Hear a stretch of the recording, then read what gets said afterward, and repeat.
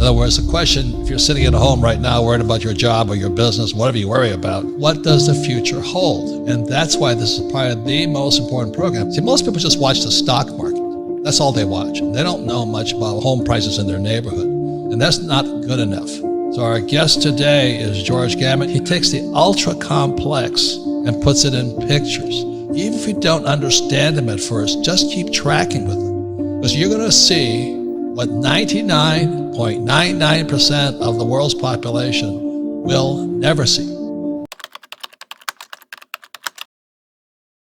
What are you seeing in the future, George? What I want to stress, and I'll explain this just momentarily, but what I really want to stress to the viewer is that if you're able to just start to understand the macroeconomic picture, and it doesn't need to be complex. The reason you think it's complex is because all these economists and academics, they use all this jargon and technical terms, but if you just break it down into simple English, it's actually very easy for people to understand. And if they understand it, they're going to be able to make much better decisions for themselves and their family in the future for their finances. So whether it's me or anyone else, make sure that you're trying to really pay attention to what's going on. Let's just say that you've been saving your money, you've been working hard, you've been doing all the right things, you've got a little nest egg saved up, and you go to the bank and you're like, oh my gosh, they're only giving me 0.5 interest or 0 or who knows what it is. You can't even see the interest rates, they're so small nowadays.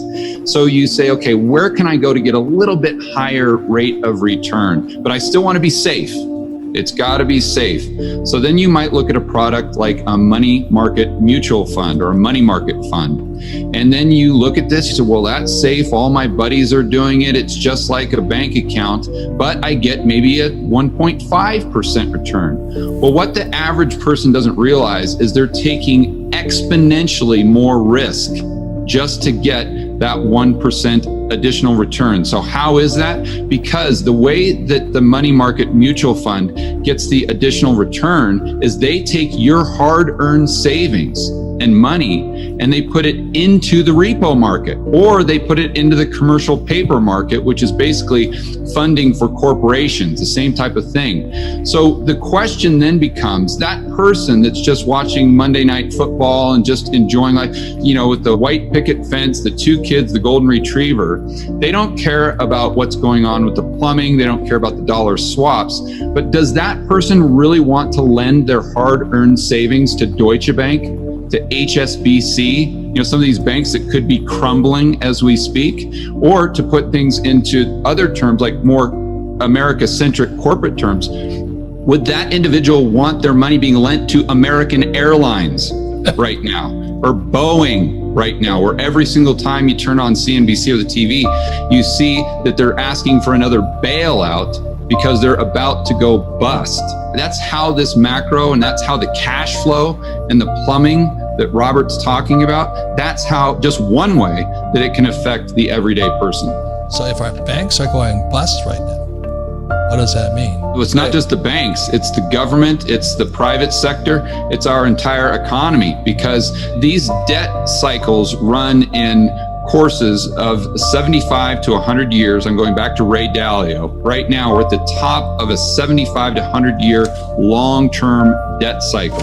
So the only way from here is down. And Robert, you call this in a lot of your books, and you kind of predicted this and had the foresight to see this coming. But when you get to the top of one of these debt cycles, the only thing the government can do, well, there's 4 ways out of it. Number 1, they can choose austerity, which very few governments do, and that's just tightening the belt, spending less. Everyone feels the pain. Think of the deflation or depression we had in the 1930s. Or they restructure the debt. Not likely we're going to do that with China. It's not likely we're going to do that with the big banks because they're the creditors. Or they could just default, say, hey, we're not paying you. Or what most governments do is they choose money printing. This is creating inflation to bail out all the people who have the debt, whether it's governments, whether it's individuals. So once you get debt to a certain level, you've got to, well, you don't have to, but most governments choose to inflate it away. So what does that mean for the average person? Well, if the government is going to try to create inflation, meaning the cost of goods and services going up, what you want to do is you want to make sure that you're positioned for that. So as an example, if you just own your own home, you've got to make sure that you've got a 30-year fixed rate mortgage. Because if they try to create inflation, if interest rates go up, then your interest rate is going to go up unless it's fixed. And what happens when you're a debtor and they create inflation, you're going to have the opportunity to pay the loan back, your mortgage, with cheaper devalued dollars. So the way they can think about that is if they borrow, let's say $100,000, the rate of interest means that they're paying the bank back